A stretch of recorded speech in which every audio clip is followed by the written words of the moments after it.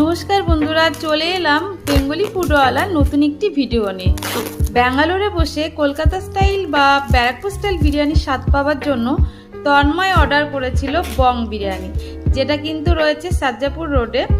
আর আমরা ইউটিউবে একজনের ভিডিও দেখেই অর্ডার করেছিলাম।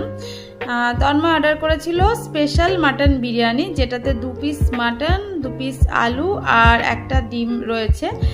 আর প্রথম যেহেতু অর্ডার করেছিলাম 100 টাকা অফ পাওয়া গেছিলো, তারপরও দাম পড়েছিল প্রায় 700 টাকার মতো।